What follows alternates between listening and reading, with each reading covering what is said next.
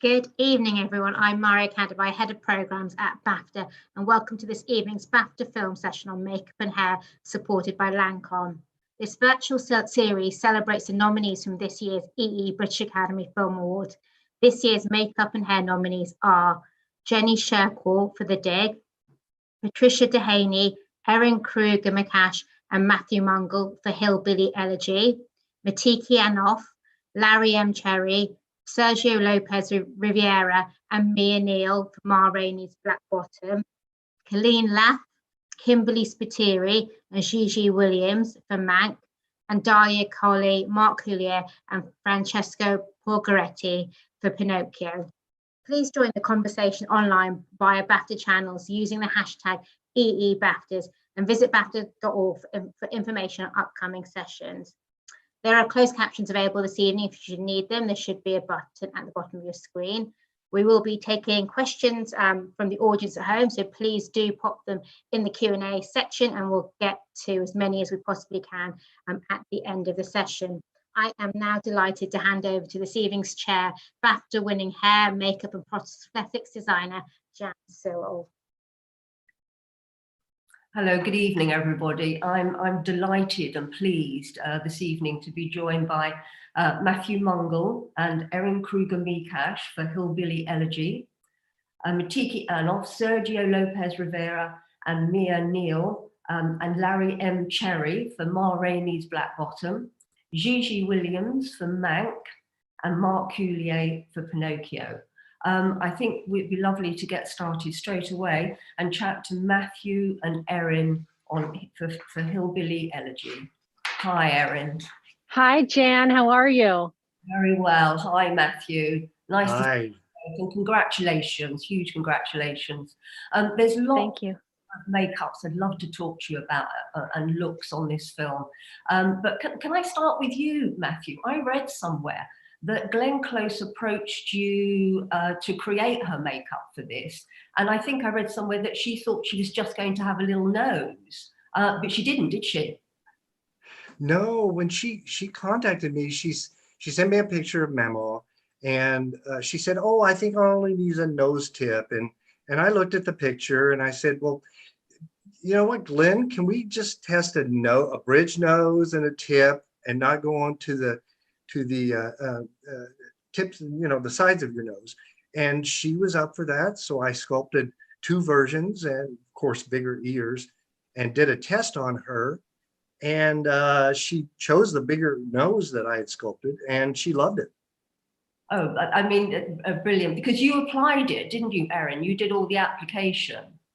I did, and it was I applied it every day that she worked. We also had a couple different levels of looks that we did on Glenn. And when I joined the project, Matthew had already done the tests for it, so I was going directly off of his design.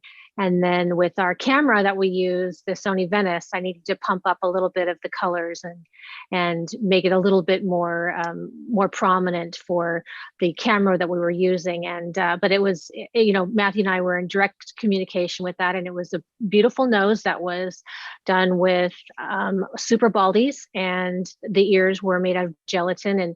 And Matthew likes to say that I wasn't really excited about using gelatin ears in the high heat and humidity and in Georgia, but they were great. And he said, "Don't worry, they're going to be amazing," and they were. And I had Jamie Hess was what helped me apply. We had a very tight time constraint for Glenn and Amy, whose makeup I both did both of their makeups. And Amy had prosthetics as well and stretch and stipple makeup. So we had a very tight time constraint. And Jamie was, she applied the right ear and painted the hands for me. And we worked very quickly to get Glenn ready every day. That's great, isn't it? When you have that sort of communication and you dance around an actor, and especially if you can make sure the color is exactly the same. And absolutely. Yeah. And how many pieces did you make in the end, Matthew? How many pieces did you make for it, or how many times was it applied? Erin, correct me, but I think there were about 21 or 22 pieces. I think so. Yeah, so it was about that many applications. And did you, and I noticed that Glenn was wearing glasses. Was that something you had to watch out for as well? The glasses that Glenn ended up wearing were kind of sat on the inside of the prosthetic. So the prosthetic blended sort of, it didn't really cover much of the prosthetic. And then so she had her great character glasses on, as well as all of her hand painting, and then also the beautiful wigs that Martial Corneval made for Glenn, who was her longtime wig maker, and Patty Dehaney, as our department head of hair, made the wigs look like that, with tiny Japanese irons and a lot of frizzing and doing all kinds of crazy, amazing setting every single day because of our high humidity, and as well as Stacey Butterworth did Amy's wigs. They both had a couple different levels of wigs for that. The wigs that you see here, Amy's wig, that's her second look. And then she had another wig that she wore for 15 years earlier. That was her longer reddish look with the big bang. And so Patty and I worked very closely in making sure that we could get both of them out to set at the same time. And I also believe that Haley Bennett's actually wearing a wig in the lower picture with Glenn and Owen Astalos, who was our minor, a wonderful actor in our show. And he was one of the reasons, really was the reason why we had such a tight turnaround in getting our actors ready. He was on a limited shooting schedule. And so all of his scenes were with Glenn and then Amy's younger character, Bev. So, but Haley wore a wig as well for half of the film. And was he the character that had the tattoos, the tattoo cover that you had to do? That was the actually the adult. Oh, they're so tricky. Yes. Jamie Hess did that tattoo cover with my third, Devin Morales, who was out of Atlanta, a very, very talented group that I had there. We had a lot of character looks, as well as beard extensions and missing teeth and all kinds of stuff, some injuries. But Jamie and Devin came up with the process of doing packs and alcohol paints to mimic Gabe Basso's skin tone. He was very like pale and red and freckled, and he's a very large guy with big muscles. And it was a lot of product to cover all of his tattoos every day. And it was, he had a full sleeve of tattoos down to his knuckles on one hand. And then his other arm, he had several large tattoos, as well as neck tattoos and some scarring on his neck that we covered. And they did that every day, and that he worked. And it was a huge process, and they did a beautiful job. They absolutely did. I didn't know until I saw a little picture of him. I always think those tattoos are really tricky to do. So well done. They are. And so you talked a little bit about the wigs and everything. And so you're all working very close together. Have you all worked with each other before? Or have you come together on this show and just really... Well, I worked for Matthew when he had one of his makeup effects shops in Los Angeles. That was like 30 years ago or something, 32 years ago. And so I've known Matthew a long time. And then Patty and I have done several projects together over the years. And she's the reason, with Kate Bisco, the reason why I ended up getting, my name was on the short list to work on this project with one of the producers, Diana Procorny, who the three of them decided to bring me on. And I'm so grateful for that, because it was a great experience. But I've known Matthew for a long time, and as well as Patty. And I love working with Patty, and directly in the trailer. We have a great relationship, and we do the dance very well, as they all say, just figuring out how we're going to make all the makeup and the hair and the prosthetics and everything come together. I think it's lovely when people hear that groups of people work together, and it's a shorthand, and then you do know how you're going to get these looks for people. So how much did we've heard Matthew, you talk about Glenn, and she came to you and she kind of thought she wanted one thing, and you were able to discuss and have other things. How much more did all the other actors bring on board? And was that very much a collaboration? And then of course your lovely director, Ron.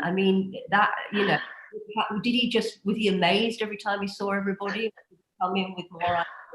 Well, I think Matthew had an early experience with Ron about the prosthetics, so I'll let him tell you about that part. Well, when we did the test at Glenn's house in New York, Ron just happened to be there that weekend in New York, and he was able to come over after I had applied the makeup and Glenn was getting into character. She had a cigarette and everything. As soon as Ron walked in the door, he says, "You're Mammal. I have no comment." You know, so it's always wonderful to see an actress get into character after you do a makeup, because that's, you know, as we all know, that's so important for an actor to become that character, and she did. And it's rewarding, isn't it, when you work and you work hard, and it's, you know, they love it and it helps them take that extra step into that character. No, well, absolutely. That was, you know, part of it is too, is we all get to, everybody on the panel today and everybody that works in makeup, you get that special experience of seeing the characters. Maybe, you know, they come in and they're talking about, you know, what they had for dinner the night before, or they're talking about their children or something that happened to them. And then all of a sudden, as they're leaving the trailer, you know, they look like the character, and not everybody gets to experience that changeover. And I think it's a really, really great part of our jobs. Amy and I discussed I wanted to do a little bit bigger nose on her. I wanted her to have a little bit wider nose. She gained a little bit of weight for the film, and you know, noses don't get too much bigger. And I just really wanted to, she has very petite features, and I wanted to give her a little bit more on the end. Dave Anderson of AFX Studio made that for me, and 2 little transfers. And then we talked together about how much aging she wanted to do, and she was very gung-ho about whatever I wanted to do on her. So we tried things, and she was happy with the results. And everybody else, we had a lot of different fun character things to do, as far as, I mean, fun for me, you know, like injuries. And like I said before, we had one character that was missing teeth. But a lot of it was what Ron wanted, and there were things that Ron requested that I was able to give to him, and he was always very involved. But he just said, basically, you know, I know what I like and I know what looks good on camera, and so that's up to you to bring that to the film. And I was just so glad he was happy, because I'm such a huge fan of Ron and all of his work. He does every genre, and it's really wonderful to be part of that. Well done. And again, a costume designer, you know, it's always lovely working, isn't it, with the whole different other creative teams, you know, how you create your characters. Oh, absolutely. That's how I ended up getting all the information was from Virginia Johnson, who was our incredible costume designer. She, I would think I was the last person to be hired for the makeup and hair team. And she sent me a book almost overnight as soon as I was hired, to get me in the right frame of mind for Appalachia and Ohio and the family. So I was really excited to be part of that. And so with the main cast, which you also had to do, I mean, how many supporting artists as well? I mean, was it a big body of work? Did you have a lot of other people coming in and out to help you with that? I had myself, Jamie Hess, and Devin Morales. So that was my main team, whereas the 3 of us. And then Devin hired about 3 or 4 different amazing artists out of Atlanta. Derek Garcia and Jesse Gambarelli was a couple of them, and Jillian Erickson helped on our pickup shots.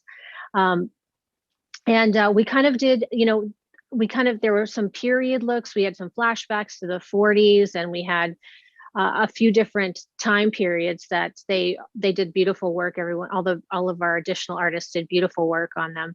And we had some additional artists in Ohio as well.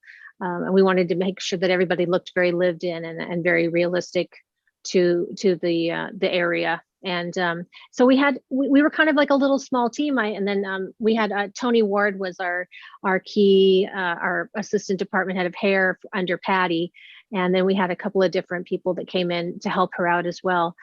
So it was kind of a smaller department, and we, you know, but we were able to have additional people help us. I had Chris Diamantidis helped me with, he did a beautiful job on beard extensions for some of the uncles that have bigger beards. And I had great help. I had a great team. And that's how you get it done, is you always hire people that are better than you. And that's how you end up having beautiful work on film. Exactly. I mean, I have to say that they all looked brilliant. They looked real. I loved all the textures. You know, yeah, I thought. Thank you. Yeah, no, they were brilliant. And Thank you. Amy, how many looks did you say Amy had? Amy had a couple different looks. We were specifically in we were in 1997 and 2012. And so most of the 2012 look was her looking very degraded, very, been doing, Bev had been doing a lot of drugs. I wanted that to be reflected in her skin texture. And I did a stretch and stipple makeup on her, as well as her little prosthetics on her nose. And I did all of it was hand painted. I did a lot of like overexposure kind of makeup with a lot of redness through the neck and through the chest, as well as up into her hairline. Some veining, her hands were painted as well. And so I did a lot of wrinkling, but all of that was hand painted with a stretch and stipple. And we did that. I did that makeup every day. And then of course her really, really great wig that Patty kind of destroyed, this beautiful wig. Of course, sometimes we have to do that kind of stuff, so. But it was this beautiful wig that had all this gray in it. And it was like with a, kind of like washed out reddish color underneath and beautiful gray tones in it that Stacey Butterworth made for Patty. And it was a beautiful wig. I was always so taken with it when it went on. And, Amy has all that beautiful red hair underneath that was all fracture wrapped underneath the wigs every day. So she was a trooper as far as all the actors were, really, because Glenn wore a birdseed chest and tummy as well to make her look a little bit more the shape of Mama. And it was, I don't even know that there was many days under, 85, 90 degree days with, 90% humidity. So they were all quite warm with all of their gear on. You're okay. You didn't have any, all the prosthetics, all the stretch and stipple all stayed on okay? It did. I'm not really sure why, but it did. And I had a couple issues with my transfers. One of the days I had a little bit of bubbling, and then one of the cool things about, our jobs is that we constantly get to solve problems and figure out how to make things work better. And it's, like doing a puzzle all the time, and you just grab your team and you sit down and say, I have this problem and how can I fix this? And then you just kind of go from there. And we got it figured out pretty quickly, but with all our big brains from all the years of experience, but we got it figured out. Well done. I thought it looked brilliant, and it certainly Thank you. looked like, the texture and everything was wonderful. And Matthew, you were obviously delighted that your pieces were put on beautifully. Oh, absolutely. When I found out Erin was going to be department head, she was going to be applying the prosthetics, all my worries just went out the window. I was just like, well, you were a great team. I knew Thanks, she was going to Matthew. do it. Yeah. Thank you. Yeah, absolutely excellent. I want to thank you so much. And I think what I'm going to do now is welcome Gigi Williams, because we will be talking about her project of Thank Mank. you so much, Jan. Thank you very much. Thank you. Thank you. Thank you. So is Gigi there? I am. Ah, there you are, Gigi. How are you? Lovely to see you. Love to see you. Well, lots of things. Again, I want to talk about your project. I mean, it was huge. It was a huge body of work, wasn't it? I mean, just your number of cast, your number of supporting artists, the fact that it's period, and of course, the very big thing that I really want to talk to you about is it's in black and white. And I just would love for you to tell me how much that affected the way you started choosing the different colors. Obviously, you had to test, but I wanted to know, did it did it enable you to stay authentic to the period? Absolutely. That was I guess that was the beginning part, because as you do your research, you're looking at black and white stills. And everyone that is in our movie, except for Mank, basically, a lot of stills, a lot of research photos. The black and whites, it's not really black and white, it's tones of gray. And I have to say that even 6 months after we finished the movie, I was having a hard time watching color movies. It was just very jarring to me. Luckily, we must have tested for 2 months. We tested hundreds of lipsticks and foundations and everything, trying to find the right balance of matte and shine, and then color tones, values of grays so that you would have depth, and colors that would not shock you if you were on the set actually looking at the actor, because those actually were the colors that photographed the best. Like the production designer would really have liked to have used a lot of chartreuse and bright pinks, but you can't really be on a set and look at those colors and feel like you're in the time frame that you're supposed to be. So we have to find values in color. Yeah, and did you find that it was quite contrasty, or the fact that they were shooting, and so did you find you have different depths of black? You had different depths, and did that help you? I mean, did that help you create those looks? I mean, the shading and the the eyeshadows and what I actually did with all of the characters was I took a photo that I wanted the character to look like, the photo that I chose of that character. Say Charles Dance as Hearst. God, I've talked about this so much. As Hearst, and all of his photographs, he's got very deep set eyes and circles all the way around, almost like someone who's ill. I call them the cadaver eyes. And so what I did was I just made cadaver eyes on him. If somebody had a big lip that always had a shadow under here, I made a shadow under here. I literally painted the stills onto our actors. Gosh. And it was amazing. Well, I think that's fascinating, because it's quite a brave thing to do, isn't it? Because sometimes you can look at that and you're just a bit scared. Were you able to get into the Dig 10 and you were able to look at what you were shooting? Oh, yeah. And you've worked with your director before, haven't you? I've been with David Fincher for almost 8 years. So you understand his shorthand and what he requires, and in the beginning, he had 2 hints that he said, these are kind of like my rules on this one.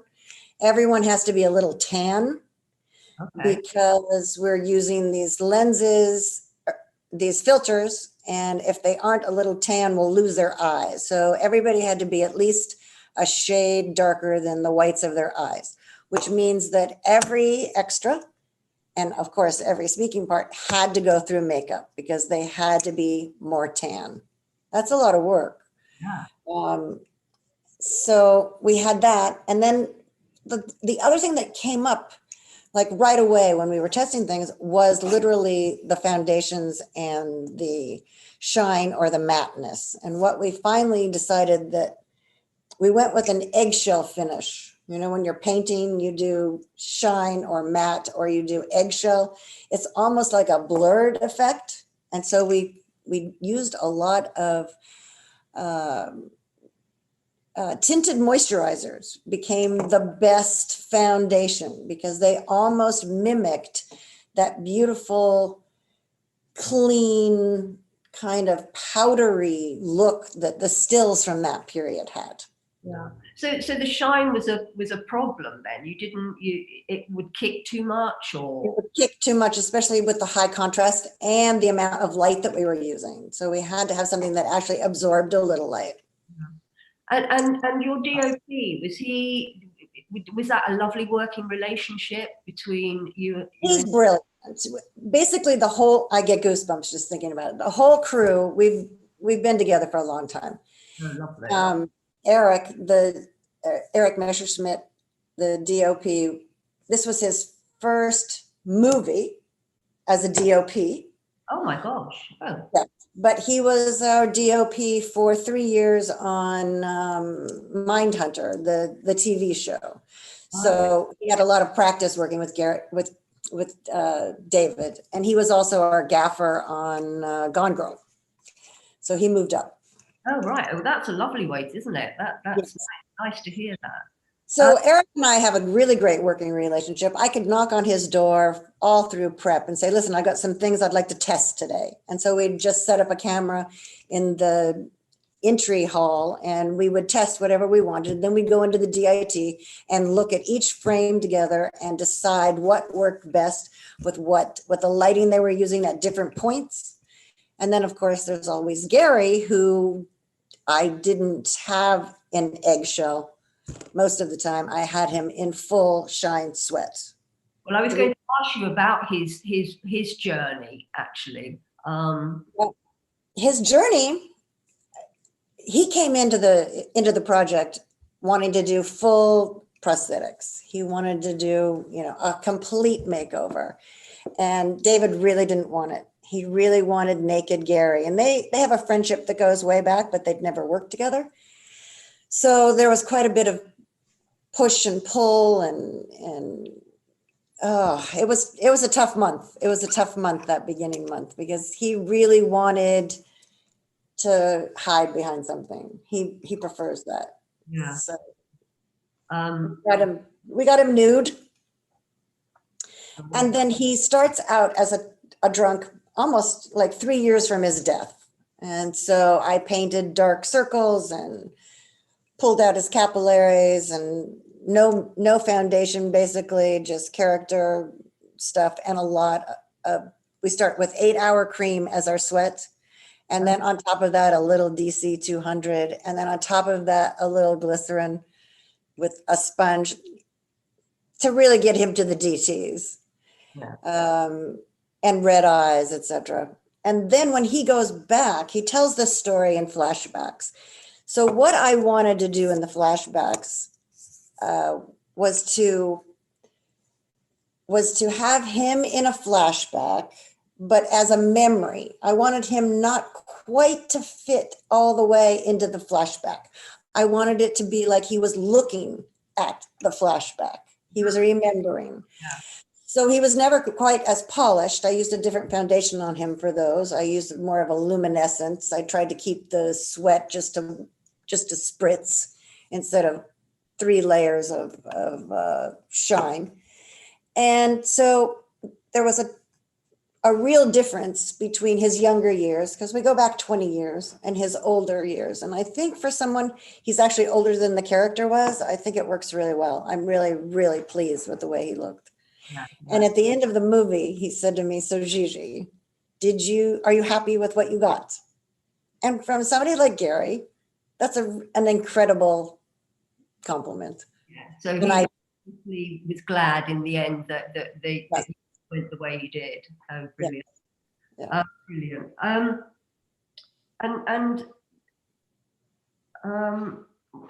So David, your director, I did read somewhere that he's very particular about everything.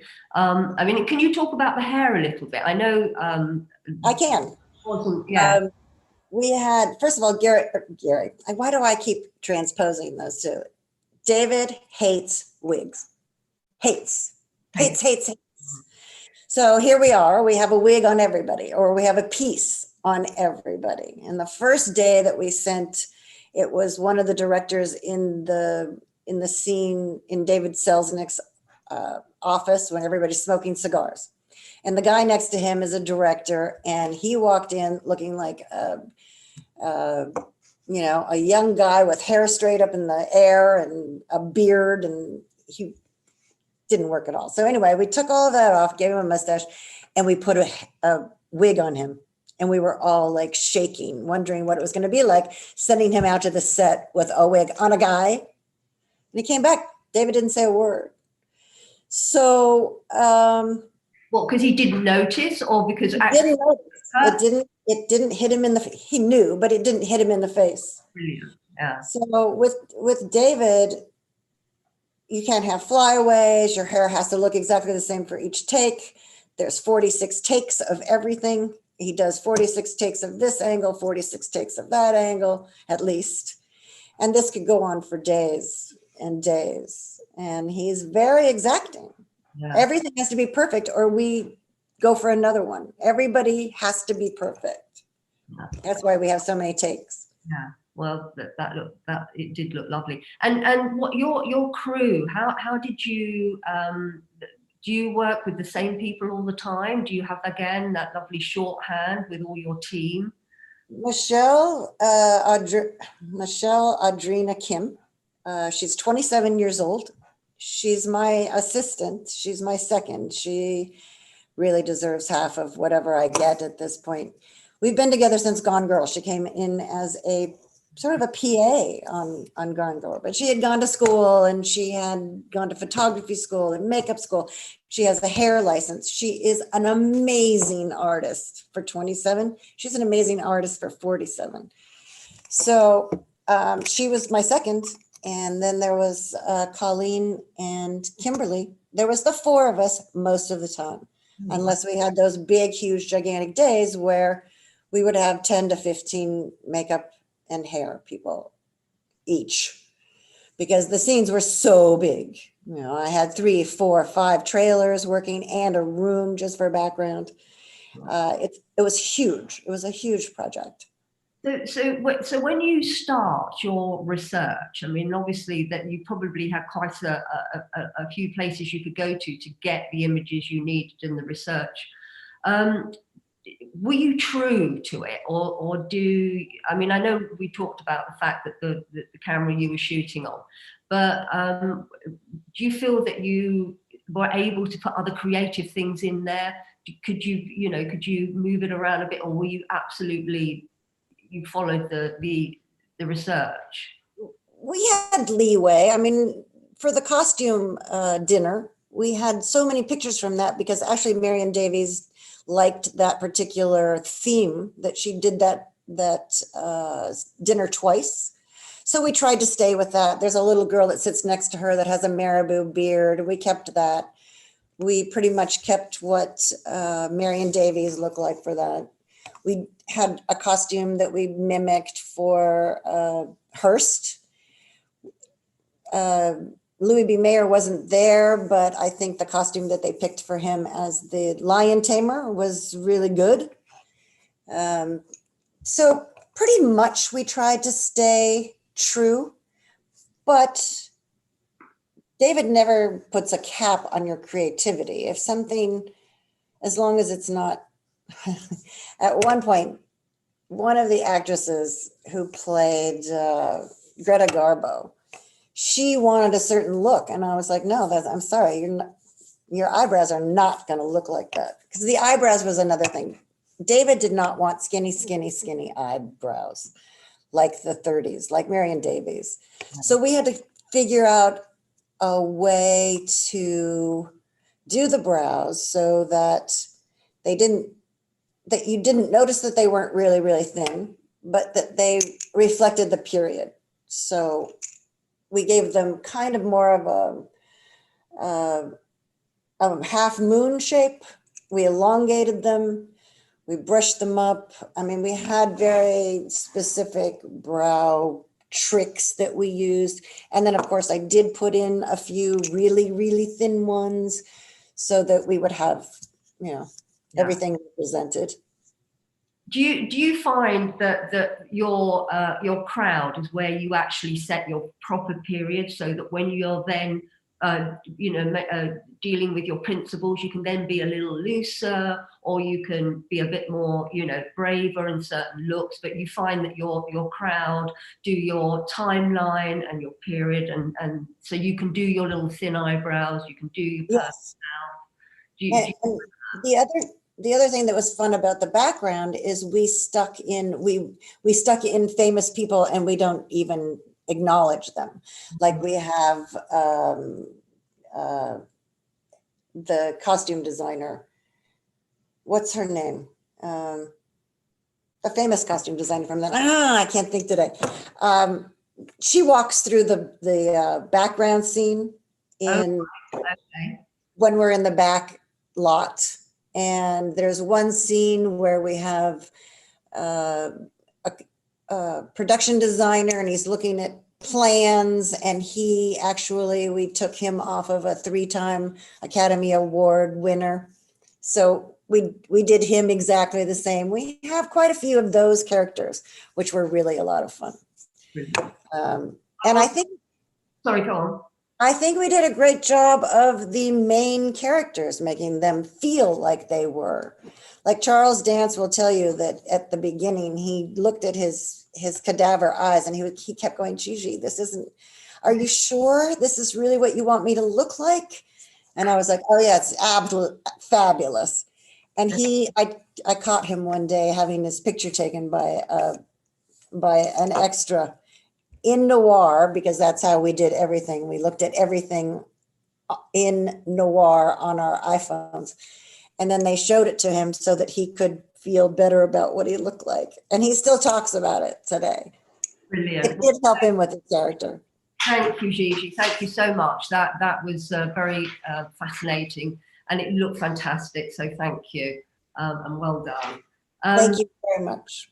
I would now like to welcome the team from Rainey's Black Bottom, Matiki, Sergio, Naya, and Larry. If they could join us. Hello. Hello. Hello. Oh, we got Matiki now. Is she with us? I can't see her. I see her that she's muted. Okay. I can't see Larry or Matiki. Are they coming up? Anyway, I want to say congratulations to all of you again. Hurrah, connection. Hello. Hello. So again, congratulations, everybody. I mean, fantastic work. Thank you so much.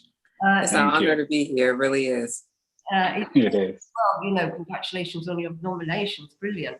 Again, I would love to hear any stories you've got. I mean, the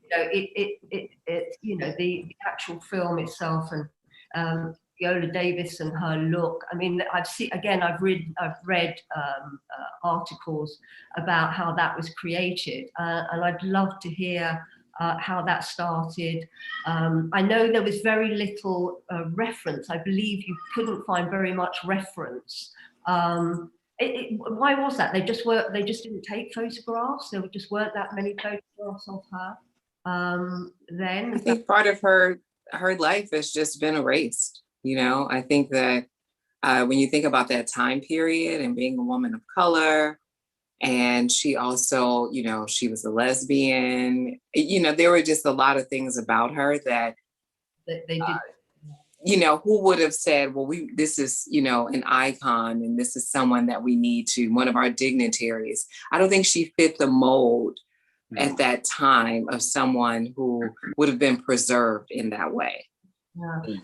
So was it just word of mouth that talked about the way she looked? Because and even if you have just a couple of photographs, but I mean, it says that she got very sweaty, very hot, when she was singing. Yes. And I love the way that showed, and the makeup, and I believe that there was a lot of hand makeup was done, finger makeup. I mean, I'd love to hear about that, and then of course also about her wig. But I mean, could you talk me through how that makeup came about? Yes, of course. So the research for Ma Rainey was interesting because, like you said, there's very, very, very little visual evidence of what she actually looked like. There's a few photographs. I believe there's a total of 7 pictures available of hers in the world. And most of them, I think maybe 6 out of 7, are of her in a faraway photograph with her band members. There's only really one photo that would be considered like a headshot. And that was not enough to give us, what we needed to find out. Although it did give us the information that she did have a lot of gold teeth in her mouth, and she wore this necklace with coins and things that were very specific to her. But we had to rely on mentions of hers by her contemporaries in some of their books that were published later on. And the descriptions that those people had for Ma Rainey were pretty shocking. Most people knew her as the ugliest woman in show business. And it was referenced in these books that this was how she was known.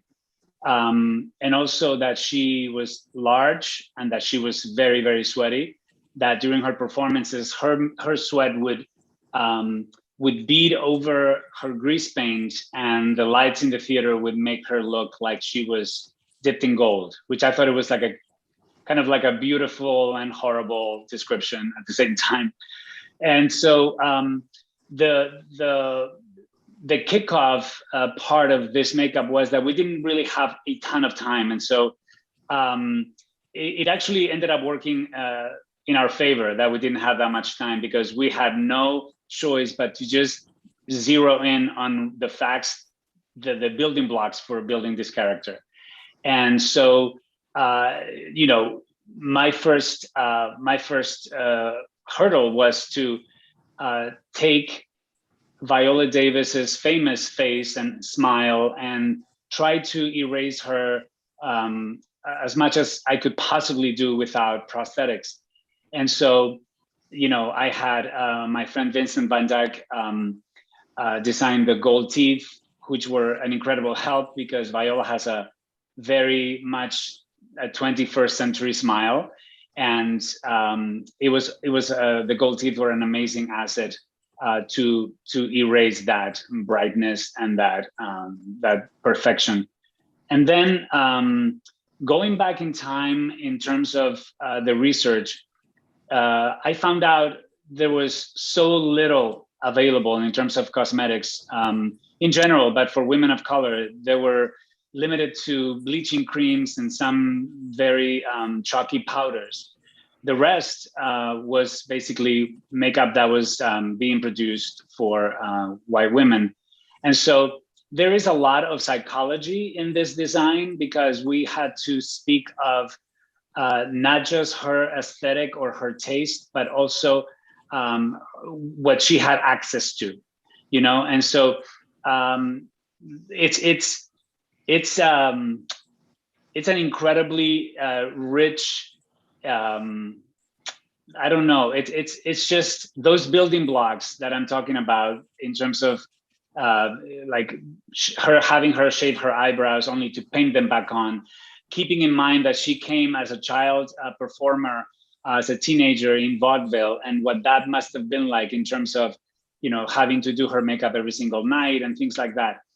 When I designed this for Viola, what I wanted to reflect was what was going on in the 20s, what was available for women of color, but also her own struggle to not be the ugliest woman in show business.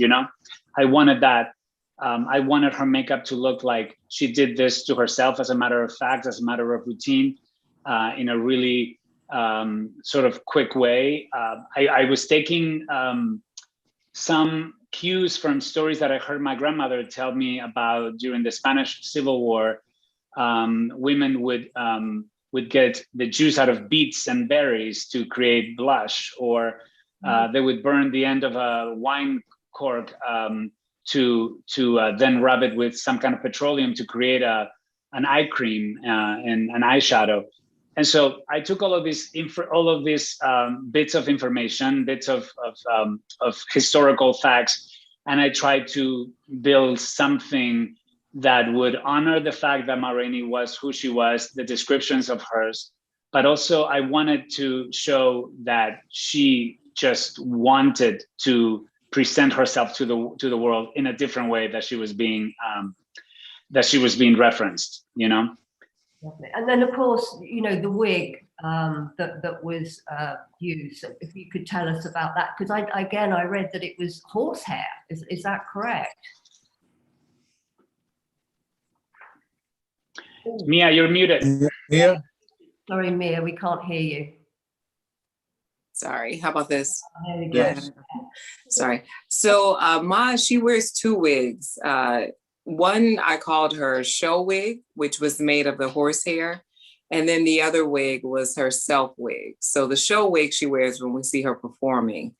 And then her self wig is sort of her everyday look that we see her with in the studio. So the horsehair wig actually came about because Ann Roth, the costume designer, the amazing costume designer, Ann Roth, she found that in her research that Ma Rainey wore and performed in horsehair wigs. And because we had such little information about her aesthetically, it was just important to stick with any facts that we found. So I ordered some horsehair, and when it arrived, it was, you know, covered in manure and lice eggs, which I didn't realize that, you know, they pretty much just cut it off of the horse, but nothing was active on it. Clearly it had been stored away somewhere for a while. But the thing about the horsehair that I didn't realize was that it was nothing like human hair. It was so wiry and thick that, you know, I couldn't even, you know, in ventilating it and tying the knots into the lace, I could only get one strand at a time. So without it ripping the lace because the hairs were so thick. So the entire wig is single strand from the nape to the hairline. And, you know, I actually started boiling it to try to clean it because it was so hard to get the, you know, the dirt off of it. And when I boiled it, I realized that it softened. Oh. So crazy enough, I ended up using that same method of boiling it when I set the wig. So I rolled the wig and then I submerged it in boiling water until it cooled. And then I baked it in a wig dryer. And we realized, because once I set that wig, it really did not need to be reset. And that was probably the reason that Ma Rainey wore horsehair wigs, was because of the continuity. It was like today's synthetic wig, you know, like you buy it in a style and then it sort of stays that way. And being a woman of color, traveling in the 1920s from town to town, you know, you have no idea if you can find a salon that you could be serviced at. So I'm sure that it was imperative that she had all of her things sort of show ready, you know. So that was the horsehair wig. And then the second wig, because we wanted her to have a different look, you know, that she performed and she had a performance look, and that she, you know, traveled day to day, she still had a very specific look as Ma Rainey, but different from her on stage appearance. And the second wig is made of European hair. And the reason was because just sort of following behind Ann Roth in a way. Ann put her in these glamorous costumes. She had her in a fur coat in the summertime. Sergio had the gold teeth on her. She has a lot of jewelry.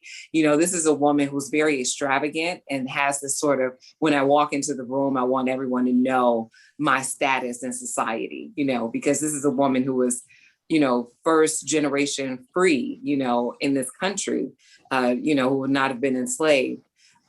She grew up, you know, sort of a sharecropper in a rural town of Georgia. And, you know, she left there, she changed her name. So all of these sort of, as Sergio said, psychological kind of games that we all played when building the character. This was a woman who would have looked in the magazines and saw European women with finger waves and said, I want that too. You know, her own kinky hair may not have been able to achieve that look. So she sent someone out to buy a white woman's hair, you know, go get that for me. The same as the dresses that you see her in, you know, women of color were not able to shop in stores at that time and sold things like that. But she had access to it. You know, she figured out a way to get those things. And so it just sort of falls in line with everything, you know. And we all collectively spoke about wanting the audience when they watched it to have the same experience that people had when they saw her in the street, you know, and when they saw her on stage. And so there are uncomfortable moments for the audience when they watched it, when you see that much sweat, when you see a woman in a fur, when the sun is, you know, when it's summertime, like that discomfort is sort of what is going on here. That's how people saw the actual Ma Rainey. That's how they all wrote about her, you know? And so it was important that that experience translate through the movie. Yeah. Well, I definitely did. I mean, it looked hot and it looked brilliant. And Larry, how did you? I mean, were you able to get research for your characters? Were you? I mean, was it? There wasn't that much photos of her, but did you find you got your? I went through the jazz because I love jazz music, so I studied a lot of Louis Armstrong, who came up through Ma Rainey as a trumpet player. So she had a lot of influence on a lot of young jazz musicians. So I took my cue from that research with Louis Armstrong and those players, Bill Bolden.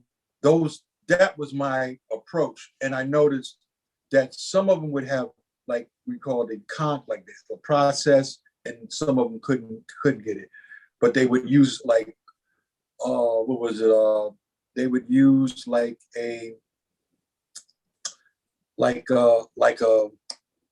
lard.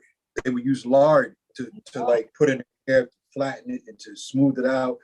So that was my approach to the characters, and then some of them just really didn't have a lot of hair, so I would give them like a nice natural that was for that period. And it really worked. And I would interject my ideas with the actors who felt comfortable, like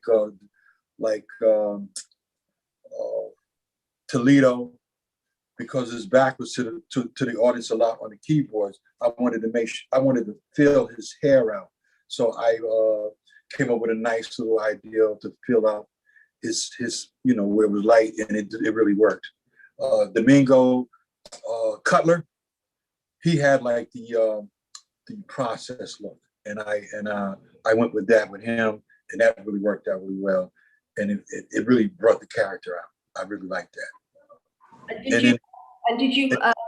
Did they have a lot of? They had quite strong ideas about what they wanted, the different actors, or were they by you? Domingo had some ideas for his character, and I kind of incorporated his ideas with his character. So did Glenn. Glenn also had ideas. Sylvester, the young man, that was my ideal for him, for his look. And I worked with Deidre, who was Chadwick's personal hairstylist, to come up with Chadwick's look. And we worked together in accordance with Chadwick to get that look that he had on the film. Yeah. So again, fantastic. So Matiki, yes. Give me some lovely ideas about your research and also working, you know, with the different ideas with your director, just your process actually. Absolutely. Because Ma Rainey was a real person, but the rest of the cast actually were totally fictitious. So really, I would say Anne Roth was so instrumental in the development of all the characters. She's so hands-on. Once you work with Anne, I think you have a whole different perspective. She comes with so much, down to every extra, every character. She has a backstory for them. She's phenomenal. So the little touches, like, for instance, Dusty May's character, her dress was worn, actually threadbare. So that told us quite a bit that this was a young girl trying to emulate the city slickers, but she was just a Southern girl, just trying to fit in. So we really tried to have imperfection in her perfection. The makeup was patchy. I would get her to rub her eyes, so it would be smudgy.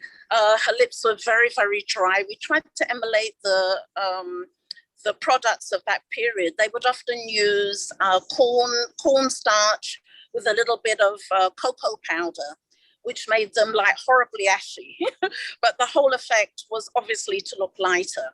Yeah. And yes, although Ma was extremely dark, and actually Mia tells just a wonderful story about, you know, Ma had everything. She had the light-skinned girlfriend, even though she was married. She had the fur coat, she had the teeth, she had everything. So Dusty May was really her prized possession girl on the side, which of lighter skin. So that's really how I approached that. In terms of the guys in the band, I felt, and through his costume once again, that that Coleman was really the unofficial band leader. So he was a little sharper. We actually lined his eyes, although you couldn't see it.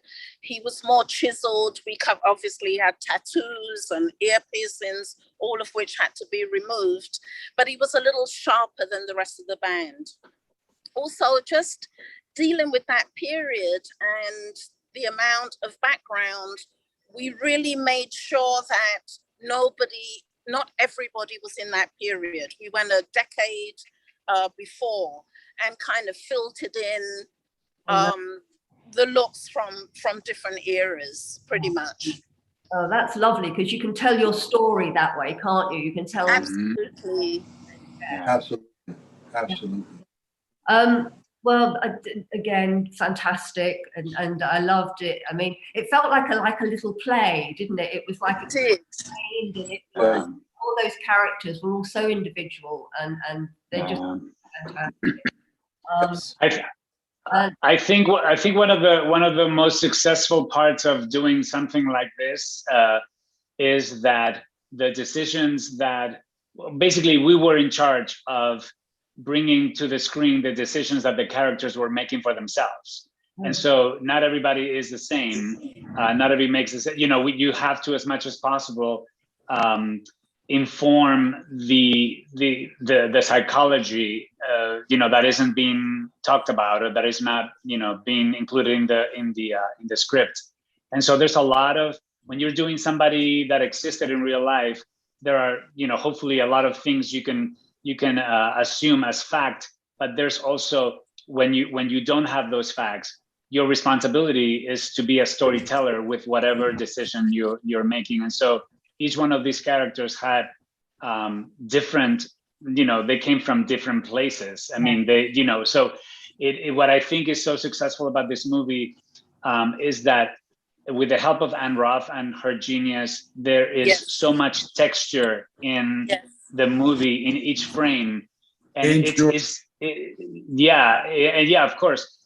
But your eye isn't going to one thing. Everybody inhabits that time in an authentic way. And like Matiki was saying, you know, when you're doing a movie that happens in the 20s, there's going to be characters there that had a look from the 1900s, or the, you know what I mean, from other time. I mean, depending on, you know, an old lady is not going to have a bob with Marcel Waves in the 1920s. You know, she doesn't come from there. So she might have an updo from the late 1800s. Who knows?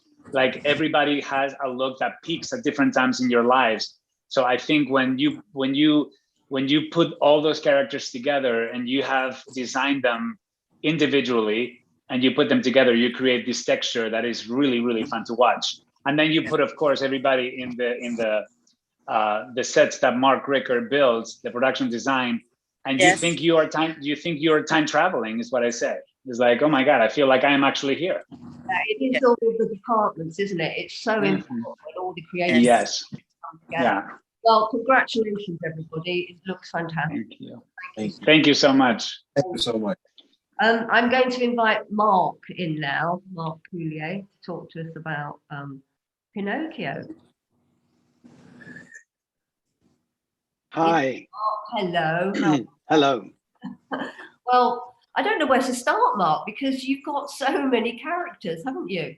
I I've heard you talk about Pinocchio himself, the little boy, because I can imagine that in itself making a poor child is pretty difficult. So I'd definitely love to hear about that. And then I would just want to somehow hear about the whole, I mean, just had so much to do, but do tell me about Pinocchio first. Is it Frederico, the little boy? What's his name? Yeah, Federico Iolapi, was eventually cast to play Pinocchio, but we didn't know that when Matteo first got in touch with me about the film. So really, it was the starting point was just trying to get into the director's head about which direction he wanted to go in, and this is a story that's really close to his heart. And when I went for the first meeting over in Italy with Matteo Garrone, he showed me a storyboard that he did of Pinocchio when he was 12. I think he was like 10 or 12 years old. He drew this little storyboard, and it's a film that he's been wanting to make his entire career. On top of that, it's it's the most translated Italian book after the Bible, and it's sold. It's been translated into over 300 languages and sold 80 million copies worldwide. So it's really quite a daunting prospect to bring it all to life. So it was really important to find out what Matteo, what his direction was, and his direction was to go back to the Collodi book. He really wanted to make a faithful adaptation of what Carlo Collodi had written, including all these fantastical characters that some of them we'd seen in the Disney film, but a lot of them we hadn't. And a lot of the story wasn't told in the same way that it's told in the original book. So that was our starting point. Regarding Pinocchio, I mean, yeah, that's a real, I could probably talk for hours and hours on Pinocchio. It was tricky. We did that, we went to the drawings of Chiostri and Mazzanti, which these are the two illustrators that started and had done the first drawings for Collodi. And the Pinocchio character looks more like a sort of 13. He's a little bit more adolescent in those stories. He has the long pointed nose, drooping down. So we started off with 3D sculptures, 3D representations of those. And a different character, a different performer was cast. So we went quite a long way down a particular route, and then it was decided eventually, after lots of screen testing, that Federico would play the character. So then we had to go back and completely redesign everything, because obviously your canvas is completely different. You can design a makeup to a certain point on paper and in sculptures and maquettes and everything else, but you can't really design it properly until you get the actual performer. So then once we got the performer, we could then start doing little maquettes and sculptures, and then it was an ongoing process. I had a really wonderful sculptor called Sebastian Lochman, and he just worked on the Pinocchio character non-stop for 4 months, I think 5 months, sculpting back and forth. And we would sculpt it, and we would take photographs, and we would send these to the director. And then every night he had a really great illustrator working with him called Pietro Di Scola. And Pietro had done a lot of drawings of all these characters, and he'd done some early drawings of Pinocchio. So it was really a sort of back and forth where we'd change the hairline, and we'd try the widow's peak that appears in the Chiostri drawings.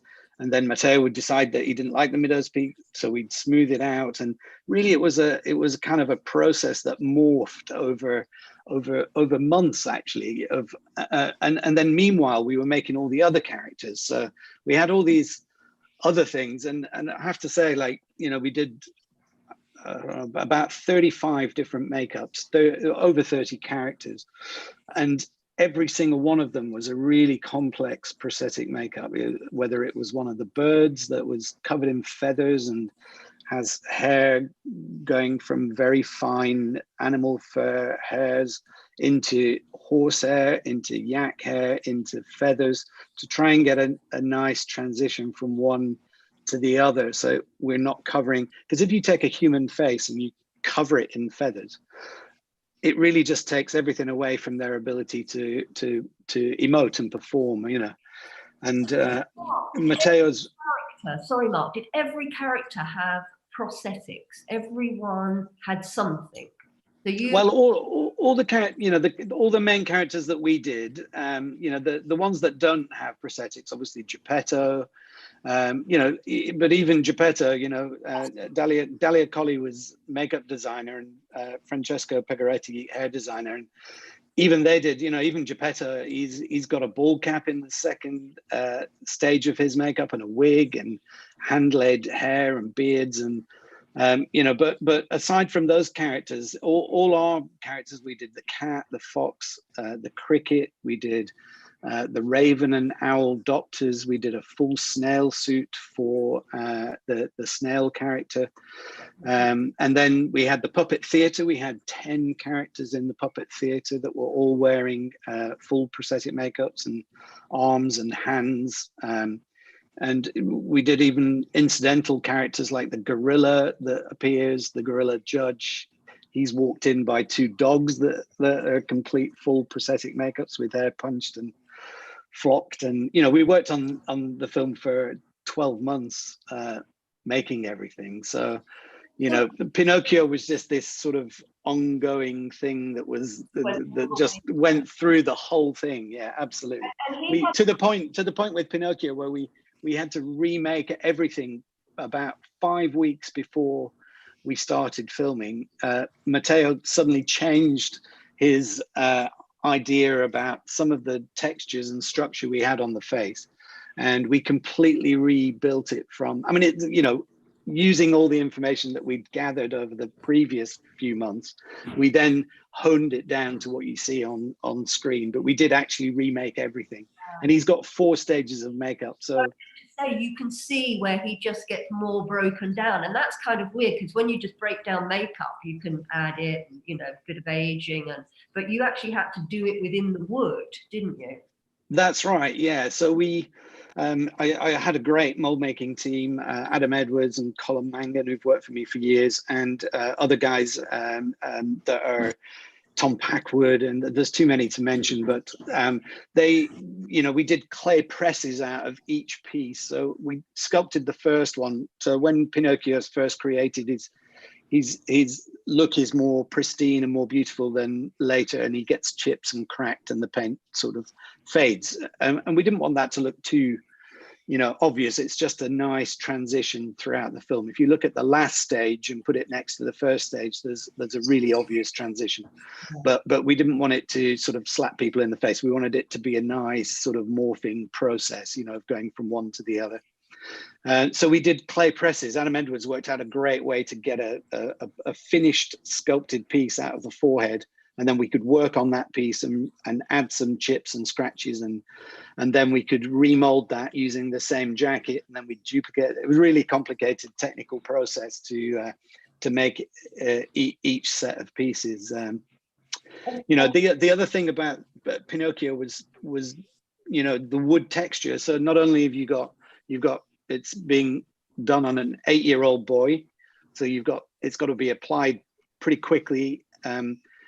You know, it's got to last all day. So like, you've got to be able to maintain it all day, because, you know, you can't really tell an 8-year-old boy not to chew sweets or chewing gum during the day, and you can't control his lunchtime habits quite as much as you can with an adult actor. So it's got to be done quickly. It's got to be de-rigged quickly. You know, he had prosthetic hands because Matteo didn't want gloves in the end, because they were the fingers too fat, because you technically can't make them as thin as you want them. So we did prosthetic gloves, and he was going to have digital legs, and then right at the last minute the prosthetic legs were added. So we made a little pair of trousers and shoes with prosthetic feet on there and everything. So yeah, you know, just would actually apply his makeup, so that you, sorry, say that again. People would apply his makeup. How did you do that little dance around him to get all these pieces? Yeah, that was, you know, the only saving grace of this entire project, really, in that in those terms, because I was only allowed to take, there was only 5 people with me over there. So I had Robin Pritchard and Anna Kieser and Stephen Murphy and Brogan Sharp and Susie Redfern. And the 5 of us were there, you know, pre-painting pieces every day and dealing with Pinocchio. And then we'd bring people in to do the bigger scenes like the puppet theater, or, you know, we have a scene when 5 characters appeared, the snail, the gorilla and the 2 ravens all appearing on the same day or something. Then we'd have another 10 people fly over and deal with those sequences. But, you know, to deal with Federico, really, you can only have 2 people around a performer for the most part of the time, otherwise you're getting in each other's way, and then have someone come in at the end to do the hands. So we had started off with myself and Anna Kieser applying the makeup, the head makeup, and then Robin helping with the hands, and then we rotated ourselves because I was just too busy to do 50 days of application. So we then rotated around. So I did it with Anna Kieser for a while, and then we brought in Robin Pritchard, and then Robin did it with Anna. And then Robin and Brogan Sharp would go on set with it, and we would paint more pieces for the next day, so that we weren't, you know, Robin would apply the makeup and go on set with it, but then not de-rig it. And then, you know, we rotated everybody around so we weren't killing anyone, you know. It was like, because it was tough, you know, that makeup was a really tough makeup to do. That was just the one makeup, and I know he was in it all the way through, but you had so many other makeups to do with that much detail. I mean, what was your next favorite makeup, would you say? I mean, the one I think the snail was the one, you know, the snail was again, it was a sort of 5-month build. You know, we got the actress, Pia Maria Timo, a really great actress who was going to be in it. And we did a full body scan of her, and we got a little maquette out of her, and we positioned the maquette with little bent knees so that in the position that she would appear in the finished suit. And we did a little maquette of it. Sebastian sculpted a maquette with the shell, and because I wanted to establish the size of the shell for Matteo and get it approval for that before we actually made it, because you make a shell, you know, 1 meter high and 1 meter wide, and he wants it 10% bigger. You can't, you know, on this kind of budget. It wasn't a huge budget film. We didn't have the ability to go back and remake something like that. So we did everything on a small scale. It was probably 18 inches long and you know, a foot height. And then we could take all our measurements from that and sculpt the full size version. So we did actually sculpt a full snail suit that she wears, and there's a little trolley that's attached to a harness that she wears underneath. And then the snail shell slot down with tubes. I had a mechanical engineer called Guy Stevens make the contraption that the shell goes on, and Joe Glover, who's my fabricator, made this beautiful suit that all went together. We could unclip it, we could take the back half off and the shell, leaving the front half off, and then we could also unzip it, you know, under the breastbone and take off the lower half for close-ups, you know. So we were able to get her in it, and because that, again, the technicality of trying to get Maria in the suit, you know, she's got a full head makeup, silicone makeup that myself and Stephen Murphy applied, and hands as well. And then going on to set and then getting her in this contraption of the suit, you know, it was quite a process. So you have to really make all that stuff really seamless and work like click, click, stamp, you know, Velcro, clip, clip, clip, and it's in, you know. And fortunately, I've been working with the same team on and off over the last 25 years. So, you know, we all speak the same dialogue, and we've all worked on Harry Potter films, and we've all like made these big creatures before. So we know how much foam latex shrinks, and we know how much to expand everything to get it to the right size, and all those little things that make life easy that you learn over many years of doing it. You can bring all those into the fore. And I think on this film, because of the complexity of every character, there was a lot of things with every single character that came together in that way, you know. Well, I mean, also the hilarious thing is that she barely moves very fast, which I thought was so funny in the film. That's right. She doesn't answer at all. I mean, was there any point, Mark, when you looked at the workload and got a bit scared, or because there are so many characters, and you've just now said that actually that wasn't a big budget. I mean, I would have thought the budget was huge. No. I guess, we had enough. I think the budget of the overall film, so the infrastructure wasn't what you would get on a, $150 million movie.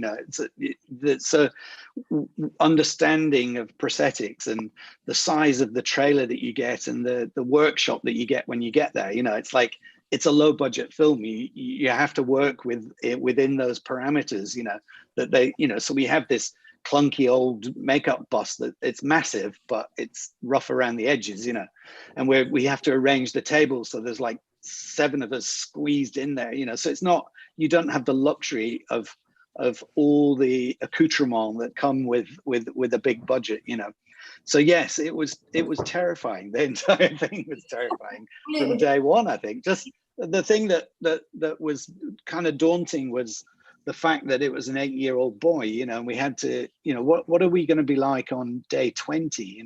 Like they didn't have the ability to just stop filming for 5 days and film something else. He's in pretty much every scene. So it was a concern. And I think, Orion Tweeton had done the film Wonder, and he'd done this beautiful prosthetic makeup on a similarly aged kid in Wonder, and that full prosthetics. And, I thought, if we can get it simply, if we can simplify the pieces and get them on reasonably quickly, then we can deal with it. We protect the skin as much as we can. And then, sometimes you just have to take the bull by the horns and go with it, and hope for the best, And also, I mean, you obviously work very well with the Italian hair and makeup team as well. I'm so sorry, I've forgotten their names. But there's, where did you talk to each other in the sense of any of your creatures that had prosthetics? The hair worked really well, and certainly the whole look of the film. Has very... Yes, absolutely. I think, two things. Francesco Pegoretti was the hair designer, and Dalia Colli, makeup designer. And, they just did such a beautiful job. I mean, the thing for me was, getting the Italian flavor of the story that Matteo really wanted, and it was really crucial that they brought that to the straight makeup side of things. Matteo had set it in rural Tuscany, where it was set originally in the book, and it's set in an area of poverty, and all these characters had to look really disheveled. Geppetto is penniless, and he had to look really grungy and filthy, and he didn't have any money. The cat and the fox were particularly down. I thought those two looked great. Yeah, great faces on the actors. Originally, we did a slightly stronger prosthetic for those guys, but I think Matteo he's character driven, Matteo, and just wanted to use more of the human face with those guys. So we did a little nose piece that was sculpted for the cat by Stephen Murphy and applied by us, and then we'd hand over. And again, it's that dance around the makeup rooms, and we'd stick the prosthetic on, and then it had a hair punched top lip, so we punched all that, and then Francesco would add the wig, and then Dalia would hand lay all this hair around, and the cat, the cat's got a wig that comes down here, and there's some hand laid hair with all sorts of different kinds of hair to get all those different textures on his hair, little hairs in the eyebrows, and actually. Curiously, we used real cat hairs in the cat, because a friend of mine who's she does hair punching and feathering and feather work and everything. She'd been collecting cat hairs from her cat for years, and handed Lisa Caracida, and she'd handed over me a little pack of cat hairs, and I promised to sort of take them out and look after them and give them back to her at the end of the show, because it's so hard to get those really fine long hairs. Synthetic ones, and or make them. We tried making them, and they were great, but just not as good as the real thing. So that was interesting.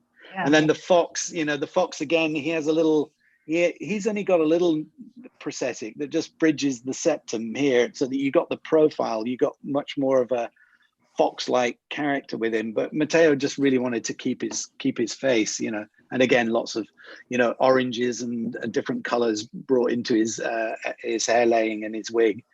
You know, finger caps and fingertips, and you know, even the stuff that they did on those characters was a long makeup. You know, he's got a lot of items going on. You know, when it's, you know, when you do prosthetics, hand laid, facial hair, wig pieces, finger caps, fingernails, hair laid on the hands. You know, it all adds up, doesn't it, into a really complex thing. You know. And time as well, getting all those. So what was your biggest day? I think we're nearly out of time with you, Mark, but what was your biggest day of camp? Was it Well, I think, you know, we had a few stints that were really big, huge. You know, we brought in some Italian artists, friends of mine that I've worked with before, and flew guys over from the UK. Duncan Jarman, when we were doing the gorilla, we did the gorilla, the two dogs. We did the raven and the owl and the snail, and then we also had the cat and the fox and the, you know, all these other characters. So it was really like, you know, we had a ton of stuff going on. And the other big sequence was the puppet theater, you know, because we had 10 puppets to do, 10 wooden puppets. We had 2 policemen and the devil, and all those guys were all, again, a bit like Pinocchio, carved in wood, and they were all made to look like real wood. We could exaggerate them a little bit more than, you know, carved hair and everything else. And each one of those was a really complex thing. 2 people applying it. They were all based on traditional Pinocchio puppets from the puppet theater. So we had a lot of reference to work from. We based each puppet theater character on a real actual puppet, you know, which was really cool. Oh, well, well done, Mark. It's brilliant. Looks fantastic. So I think what we're going to do now is I think we're going to get everybody back. I don't know whether everybody can switch their cameras back on, because I think we've got some questions now that our audience who've been watching have been asking. So, hi, everybody. Hi. Back. I think we're waiting for Larry. Yeah, I'm here. Can you put your camera on, Larry? The host has the controls of that. Oh, right. Okay. I think we have to get this. I've got a question here. We've now, hi, there you are. We've you back. We've got our lovely audience that have been watching all. Say that you're all just utterly brilliant, all of you are utterly brilliant. It's just fascinating listening to everything. The first question I've got here is for Gigi, and I want to ask a question to Gigi. If she is nervous to take on responsibility for making up Gary Oldman, is our first. Gary's always been my favorite actor in the whole world. I've seen every movie he's ever done. So the first time I worked with him was on The Professional, and I would pinch myself every day. And his mother and him would stand behind me in the makeup trailer and do song and dance from Broadway. It was amazing. It was an amazing experience. And then I never saw him again until this. So I was really, really happy. And Gary is a very generous actor. He can be telling a joke, which he likes to do. And the minute the AD says action, he stops. He does his action, they say cut, and he picks up the joke at exactly the point where he exactly. Yeah. Brilliant. Brilliant. I've got a question to all of you. What was your favorite moment when making the film, and how does it feel to be nominated? So who wants to answer that one? I'll go first. I just, only because this was true for not just me, but so many of us. The night in Pittsburgh, when we were in the woods filming the first tent show of Mom, basically the opening of the movie when she's wearing her red velvet gown, and she's dancing with her feather in a tent. That night, I think we had already filmed maybe 3 weeks or so, but that night something happened. We were all all departments suddenly clicked. We were all walking around with goosebumps. We just knew or understood that in that moment something was happening. Viola disappeared. We didn't know where she was because that person on stage was not Viola. It was someone else. It was just an unbelievable.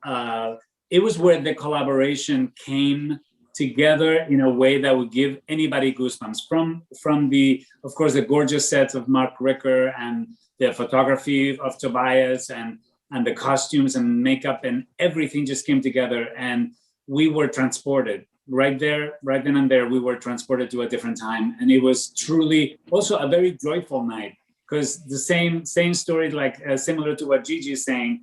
We're doing this incredible performance, and obviously it's cut and stop and start and stop and start, and with the amount of sweat that I had to put on Viola, I was there after every take. But Viola is such a generous actor as well, and she she's doing her grinding and her mothing, and then I would go in there to touch her up, and it's like, so what are you gonna have for lunch today?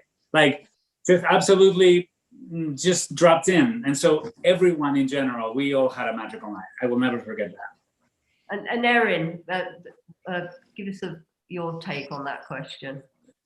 Oh, well, I think probably it was somewhere between, there was a moment of relief of the fact that I was doing both of these lead actors basically at the same time, these overlapping dueling stations of having to do both their makeup. So when they went to set and everybody was happy with the way everything went, that was one moment that I remember very well, of all of them being out in their cabin and the whole family was there, and to see all of it come together finally, to see the characters and have, see that everybody was happy with our makeup and hair, costumes and set design, just like everyone else. But I think probably the most touching moment was probably when Beverly's family, the real Bev and Mama's children came to set, and they were so moved to see their mom again, to see their mother after she'd been gone for I think it was about 15 years at that point, was incredibly moving. And one of her sons had to walk away because he was so emotional of seeing Glenn become his mother. And that was just it was a really moving moment for the whole cast, the crew, everyone. So that was probably the one that I remember the most. Fantastic. Anybody else? I've got other questions. There's another question. How involved were the actors in developing their looks? Did any of them say how their makeup helped shape their performances? Does anybody want to answer that one? Absolutely. I think Glenn, in particular, Glenn, all the band was definitely involved in their looks, and just the fact that I was able to incorporate what they wanted of their looks, it just gave me a really good feeling, and the performances showed on screen. It really did. There's one here. How much time and research goes into finding the aura and the styles of the era of your film Mank is based in? Well, I started my research by looking around my house in my bookcases to see what I obviously had. And I didn't realize that I had probably 6 feet tall of books on that period in black and white. And my son said, you've been jonesing for a black and white movie from the 30s for as long as I've known you. And my son is 33. So it was amazing. I mean, this really was, I have been practicing for Mank since I was 7 years old. And I'm in my 7th decade. So that's how long I've been working on it. Right. Well, I think there's one other. What was it? I think I asked most of the questions now. Well, I think that's it. So if anybody, I mean, has anybody got anything they'd like to say? I mean, you're all obviously, you know, delighted. You're all exceptionally talented. I think all the films are brilliant. Good luck to all of you is all I can say. They're just brilliant. And they're all so different as well. Yes. So, I just want to say that I was so thrilled with the 5 films. I feel so honored, and I'm going to cry. I feel so honored to be with such a group of artists, because I feel that we are all artists. We make art. Same. And I feel the same way, Gigi. And I have to say that one commonality here is it sounds like we had the privilege of working with actors who wanted to meet us there, you know, who wanted us to thrive. These are actors who want you to do the best work possible, I mean, it's such an incredible feeling to have an artist that you respect give you the room to thrive before putting any of their own personal feelings to it, and then to collaborate. I think that is something that is a commonality in this group, you know? Absolutely. And it's great, isn't it, when you're allowed to do your best work? And yeah.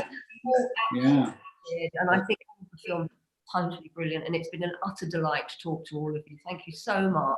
Thank you. Thank you so much. It's an honor to be here. Thanks, guys. Thank you. Thank you. Lancôme for their sponsorship in the BAFTA films. So thank you, everybody.